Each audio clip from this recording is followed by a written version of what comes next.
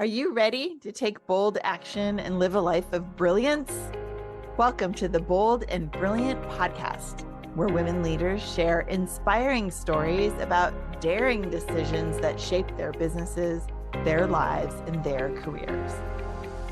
In this episode, I'm with the fabulous and amazing Lisa Condon. Lisa is a lover of life, adventurer of spirit, and cultivator of collaboration. As a business coach and life strategist, she thrives on helping businesses find their heart and people discover their passion through value and gratitude-based conversations. Lisa is an award-winning international speaker and author. She is professionally trained as a Six Sigma Black Belt and Scrum Master and integrates tried and true processes into all the work she does. Diving into life headfirst, you can find Lisa with her husband, Nate, traveling the world, sitting by a fire, watching the stars. As we talk, you'll hear Lisa share one bold decision that has created her path on what was next. Her story of resilience, risk-taking, and transformation will inspire, encourage, and support your personal and professional growth. Welcome, Lisa, to the Bold and Brilliant podcast. All right. Lisa, welcome to the Bold and Brilliant podcast. I'm so glad you're here. Tracie, I'm so glad to be here with you. What a way to start my weekend. I'm so excited. I know it's Friday today, and it's like when you get to do something like this on a Friday, I feel like it's the pre-celebration before the life gets to really begin, which is not to say our work is not fun also, but there's something about that break of having a really great conversation with a friend, with a colleague, that sets you up for what's to come. And of course, we're going to talk about bold decisions and those kinds of things as we go forward, which also sets us up for what's to come. So that's like a fun combination there. But before we do that, I want people who haven't met you yet to get to know a little bit about you. So tell us a little bit about your journey to doing what you're doing. I've already talked about that you are a super adventurous spirit and you're working and you have all these trainings and like super like base of your skill set that you bring to your clients and everything. But tell us about you and how you got here. I would love to. And it's so funny when I hear that I've got to tell people that haven't met me yet. I'm like, why haven't I met everybody yet? I want to meet everybody in the world. So my journey's, I would say, interesting for me, but I also think there's a lot of things that people will resonate with because they've gone through it themselves, right? So I was in the corporate world in the newspaper industry. One day, because things weren't aligning, it didn't feel right anymore. And I'd been climbing the corporate ladder at that point. I decided to leave. And that was after a course of time where people kept asking me, do you consult? No. Do you freelance? No. And then one day the answer was, yes, I do. And that was after a pretty bad day. And so that just started that next trajectory of, now what do I do? Now I said yes. What does that look like? And so that was a lot of fun. But as I progressed and as I really expanded into the work that I really want to do, and I think like many entrepreneurs, we do things at the beginning that we can do it. Maybe we shouldn't be doing it. Maybe we don't love it, but it was the just because I can doesn't mean I should have. Now the work that I do, and this has been going on for a really long time, right? Like 17 years-ish, where I do a lot of work in helping my clients, both in life and business, around their core value systems and helping to identify that. I do a lot of work in the gratitude space as well, but we set that up as the foundation from which to build your strategic plan in both business and life, and walking through that blueprint for them of how do we get from where you are now to the purpose-filled work that you want to be doing while you're here on this earth, and what are the steps to get there, and then making them really incremental so they can be truly impactful. And that just lights me up every day. Okay. I love what I do. That's amazing. I have a question. So if you're working with people about what's their next step, how are they going to move forward, but then you start talking with them about what lights them up. Are you finding that people didn't Like, do they expect that? Do they think that they just were looking for a checklist? I feel if I think back to my corporate days, to who wouldn't recognize me as I am today in a lot of ways. But if I think back there and like the executives in those companies, and if you started talking to them about what's your passion and all of that, I think they're so compartmentalized. So, what was that to start to offer them those thought processes around what their expectation is, like more regimented? Yeah, that's a great question because number one, it's scary. The first time you do it and start opening up that conversation, especially when you have that corporate background, that people are going to have certain thoughts and certain feelings about those types of questions. Yet, being somebody that has really been very intuitive my entire life and really tapped into other things, just taking into account what's going on and energies and that type of stuff, that it's really impactful. So I would use that work and just not tell people I was doing it. Once I started opening up those conversations, and usually it wasn't the first conversation, usually it was the second or third, it was amazing how people, they didn't expect it, even though some of them came to me after hearing me speak, right? You would think that they would expect it and anticipate it, but they didn't. And I think those tend to be those tipping points for a different type of conversation that gets very real and very deep. And that's where the magic starts to happen. So now it is an absolute must part of the work that I do. And even though, again, stepping into that first conversation, there's still a little fear because you never know what the reaction will be. And yet, and I've seen them all. Trust me, I've seen every reaction to it. But then we get real. It's stripping off the layers and getting to the true heart of the individual. Yeah. And until we can get to that space, you're not going to build anything in life or business from a truly vulnerable, authentic space. Yeah. And Yeah. yeah, and so we spent years, Tracie, like building up these layers. I helped strip them off. Yeah. Okay. So I'm imagining you're working with this. I imagine it being a guy, right? You're working with this guy because when I think corporate executive who isn't in touch with those kinds of thoughts, I think about this guy in a suit, right? It's just the image in my mind. And so you introduce the ideas without really saying you're going to introduce the ideas. But then Yeah. one day you decide, look, I'm going to lead with this as part of how I'm going to help this new person who doesn't even know me yet. So that is, as we say, a super bold decision because you don't know how that's going to be received by this client type that you've been working with already. So tell us about like the first time you decided consciously to make that shift Mhm. with a new client. Sure.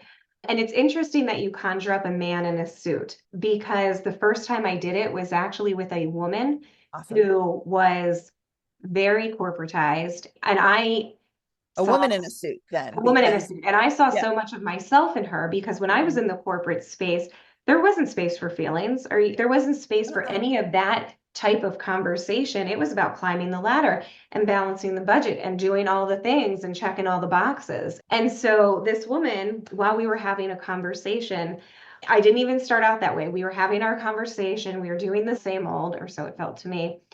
And we weren't getting anywhere. The baby steps were happening, but there was a blockage. And I finally just said, listen, we need to have a different type of conversation because there's something that's blocking you right now. And I think we just need to talk about it.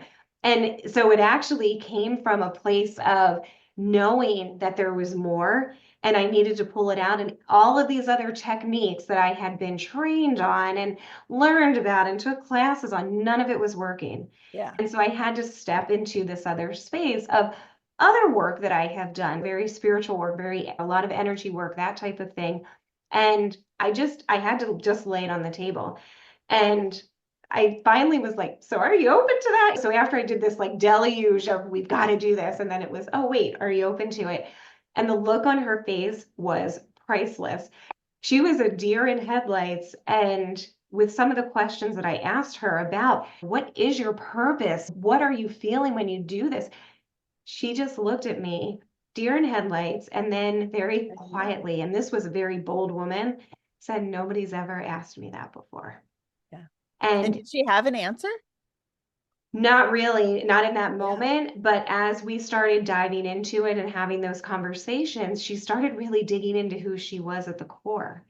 And what Ooh, still I have resonates, chills thinking about it. yeah, well, what still resonates with me, Tracie, too, is you could physically see the hardness, Oh, the I bet. shell that she had built around herself from years and years of being in the space that she was in. It was melting. Like Mm. she just became softer. Her face became softer. Her words became kinder to herself and how she was describing the things that she wanted to do. It was beautiful. It was a really beautiful moment. And I still talk to her to this day, and her life is completely different. Like 180, complete What is 180. she doing now? I have to know. Yeah, so funny enough, she stepped into her artistic space. She had this whole creative side to her. So she's an artist, just that kind of that world for herself. Now, she came from a place of affluency, so she left the corporate world. She had done a lot of saving, and she was able to say, I don't want that anymore, and this is what I want for myself. So that's what she does. And she's a I love that. My person. art geek self is happy. Oh, that's true. I didn't even think about that. Absolutely. Oh, that's so great. Yeah. So yeah, it's good. It's really good. But I think that's where when we talk about, especially with all we have gone through, and you and I were talking a little bit about this, it's been 5 years since our world's changed. And as we've come out of it, so many people had opportunity to go back to what they were doing and how they were doing it, or create and continue the change that they started. And I'm watching, unfortunately, a lot of people going back to what they knew and the habits of what they knew. And those are the conversations I love to have, because why? Let's talk about why you chose to do that and not live in this space that was bringing you joy for so long. And yeah, and just dive into those discoveries, right? And have those conversations. Yeah, it's so interesting. I think that one year, the next year, you're holding on, you're trying to do the things, and then maybe it's not going as great as you imagined it would. It's those unmet expectations. And then it's not what I thought it was going to be. It's too hard. Mhm. And somehow going back to the way things were, which you can't really do, seems easier to some Mhm. people. And I think it's because just tell me what to do as Mhm. opposed to creating it yourself. The whole just tell me what to do. I can't make another decision today. Give me a job. And I think I yes to everything you said. And I also think to really step out into the world as your true, vulnerable, authentic self is very scary, because when there's that fear of rejection, or people not understanding you, or people don't like it when you change and they want you to stay the same forever. So it's all of those things that come with it. And yet at the same time, when you step into the world in your vulnerable, authentic way and space, that's where you're going to make great change. And that's where you're going to live into your purpose. And people are going to see that and experience that. And you're bringing your slice of magic to the world that you're living in. And that's not easy. And it is scary in every sense of the word. But when you're able to do it and live it and breathe it day in and day out, it's so beautiful, and it actually is easier, because then you've just shed off all the other stuff that you just don't need. The thought that I had after this tale is I know that you mentioned in the beginning gratitude, values. So, talk about you ask these clients these questions, you've moved into really helping people crack through the shell that they had. I love that visual. It feels so absolutely spot on. So, tell us about the gratitude and the value stuff and how that has morphed into where you are with it today, because it's how you show up every Mm-hmm. day. Mm-hmm. And tell us how you use that when you're working with people and how that came to be. Yeah. And it came to be in two different ways. So the value piece is a little more, it's an easier path It's to like talk about, tangible. right? Because, Yeah. yeah, it's more tangible, right? Because I was in a leadership program in Vermont and they did this value card exercise and it was life-changing for me. Years later, I decided that I wanted to share that with the world, ultimately created my value cards, and now I use them with clients.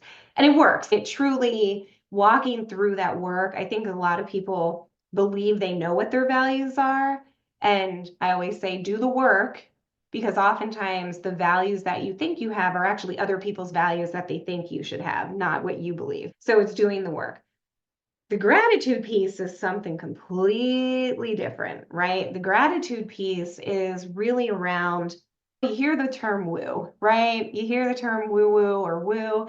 And the reality is, once upon a time, I thought that about gratitude or about any of the energy work. It was too fluffy. There's no place for that in business. But the reality is, there's a huge place for that in business, in the way that I look at business and in the way that I do it. It's because for gratitude, for me, I have 9 steps of gratitude that I believe wholeheartedly in. And it's about being in this space in the now, being able to make decisions based on the work that you have done, understanding that when you're looking ahead or when you're looking at what has transpired, it doesn't allow you to really experience what is happening right now in your world, in your business, and other people's lives.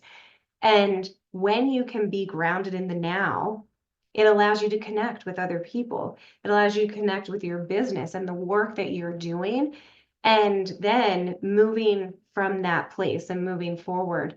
There is a place for woo in the professional world. It exists. And that took a long time to be able to say that. And it still feels, that whole corporate mind and voice in my head is like, oh, you shouldn't be talking about that.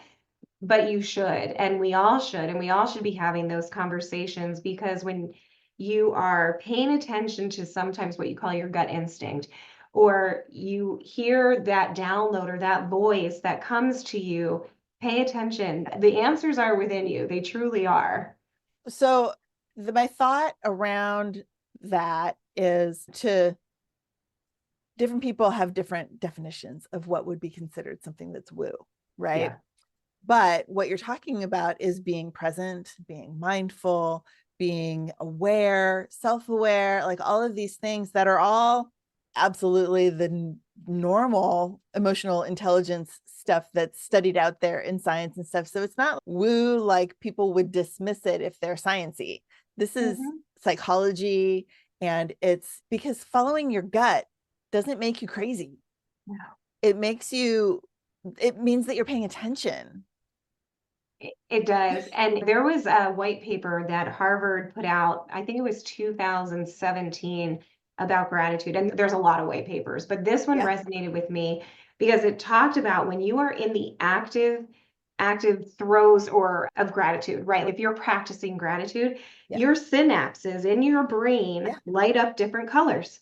And so I'm like, there's a disco ball going on in your head. But what happens is it starts to transform you. It transforms your thoughts. It transforms the words that you use. You actually innovate differently when you are actively practicing gratitude. And when you consistently are practicing gratitude and consistently sitting in that space, imagine just how things will change for you and continuously change, sometimes slower and sometimes quick. But it really is about, in But my we don't get to mind, decide how fast it goes. It just yeah, goes. no, definitely not. But it really is about combining authenticity and emotional intelligence and then bringing that into the workplace Yeah, and into the professional world. That's truly what it is. I love it. And when we study personal and professional development, those are the things we're reading about, Hmm. right? Those are the things that all of these authors who we respect, who were following the case studies that they bring in, the stories that they tell, the stories that we have, and the case study you just talked about. It's all about being self-aware, being aware of your world around you, and being aware of something feels off. Don't ignore it. There's a reason you're feeling that way, and you're not making it up, and it's not something out of left field. It's actually your biology in your brain. It's nature. It's how we were created. It's all of the things tied together. Absolutely. And you know what, Tracie, at Makes the me, end of I'm the so day, excited to even talk about it. That's so beautiful. yeah, no, I agree with you. And I think people, when they think about woo, they think about it's the personal growth side. It's about personal growth. It's actually a professional advantage. So Yeah. when you bring that space to the workplace and you're able to be a leader, an influencer, a contributor, a thought partner in and bring that to the table, then you're bringing that Yeah. out in somebody else. Yeah. And that just fuels something brand new and beautiful that you're bringing into the world. Unlike you were saying about that first client, that woman, when the shell can come off and we're showing up for each other and caring about the people across the table from us, whether that's at a restaurant or in the boardroom, whatever corporate trope you want to use. But imagine that kind of idea if people actually cared about each other and what could have happened, can happen in that kind of growth environment where if you actually are paying attention to what people need, how much more you can get done. Totally. And when people are transitioning, it's funny, one of my male clients, I remember he actually had come to my house and we were doing some work, and he had come to me because he was retiring out of his long-term, very high level, high stress job. And he decided to retire very early at 50. And then he wanted to step into being a coach, being an executive coach. And he decided to hire me to help him through that transition. This was somebody who was a close friend of mine as well. And after we got him through the transition and he flew from the nest and did his thing, our very last call, he said to me, he goes, I just want to give you some feedback. He said, you are a great business coach. And said all these wonderful kudos. And then he said, but Lisa, you are an exceptional life coach. I don't know what you did and how you did it, but you helped me find me. And that compliment and that feedback changed me. That was a tipping point for You're me like, that it was I the am right doing the stuff. Yes. thing. Yep. Yeah. Yeah. And watching him today and the stuff he's doing, he was already incredible. It's almost like he didn't need me, but he did because he's now talking and speaking and doing things that were outside of his comfort zone Yeah. and his zone of genius when he's stepping into his true self and what he really wanted to be doing in his purposeful work. You can hear me, I'm getting a little choked up Yeah. because it's It's pretty beautiful. amazing. Yeah. Yeah. He did need you because he needed someone outside of his own brain Yeah. to not so much give permission, but there's a little bit of that for all of us, but also to just recognize the transition that was to come and show him, look, it's right there. Go ahead. Yeah. Exactly. Ooh, Exactly. I love it. so good. So good. I actually got one of my first awarenesses of the value card thing the work, doing the values work that Mhm. you do, because I went to a meeting, they used your cards as like icebreaker questions. This was at a meeting up in Petaluma. And so tell us, you said that you went through a program, they were doing something similar, you created your own. So tell us how you use that exercise and a little bit about, from a value standpoint, you're like, get to one or two, like a really, people say, oh, what's your top five or whatever, but you go a lot narrower. So talk about that a little bit. Sure. And I'll first start off with why I created mine versus using somebody else's. Sure. Because when I first started doing the values work and leading those workshops, I actually used somebody else's values cards because there's plenty out there. There's some online stuff, there's cards, there's so Yep. many ways to do it. But what I found was there weren't cards that they either had a word or they had definitions that I didn't resonate with. So I needed to do it in having the words and the definitions. And I also have a deck that's personal. And then I have one for business, and it's not you as a business person. It's actually giving your business its own personality. Yeah. So it's those two things. And what I do and why I go as narrow as I go. And I do make people go to the top two. That's so sorry. Spoiler alert for anybody that hasn't done that with me, because the way that I do it, I like to have fun with it. People get mad at me, but I don't care. But think about it. If you are trying to make significant change in your life or your business, and you are given 5 things that you have to all of a sudden implement, how's that going to go for you? It's not going to go very well, right? Too many choices. Too many choices, too many things to change, gets overwhelming. You're not going to do any of it. Or if you try to do it, you're not going to do it all well. Starting with the top one or the top two, it's a lot easier to integrate it, sustain it, feel the change, understand the change, and then figure out how you're going to continue going down that path. Because the other piece that I do is I have people really take stock of what a day in the life of looks like. And we actually come out with a metric. So I have, it's a whole thing, but essentially at the end of the day, we figure out where you're spending your time and how much of that time is in alignment with your top two values. And I will tell you that most people, and when I say most people I've worked with, like over 90% of them, or I'm sorry, around 90% of them are 5% or less. 5% or less of their time is spent in alignment with their value system. So if you have that number, that bottom or that starting point, then you can then look at, okay, how do I get it to 7%? How do I get it to 15%? What's that going to feel like? What's that going to change? And it's amazing because then when you do it again in the course of time, that percentage, when it goes up, how are you showing up differently for your family, for your friends, for the communities you're a part of, for your business? What does that look like? Are you attracting different types of clients? And it's that type of thing that starts to happen. But that's also why the way that I do the values work is I know we're going to know what your top 5 are. We're going to know what your top 10 are, but we're going to start with 2. We're going to start with 2. And then when we get that to a really good point, we can start introducing another one and another one. But it takes time to even get the first 2 integrated. Is it hard to get someone from 10 to 5 to 2? The way that I do it, the way that I do the entire exercise, it's that this is why the workshops that I do are hours long. Like they're a half-day session. Yeah. If I do it one-on-one, it's 2.5 hours, but there's a reason why all of that time exists, because you want to give people the time to have conversation, to ask questions, to figure out what I call the dependencies upon. And I'll give you an example. There's one person in particular that I can think of where their number one value was health.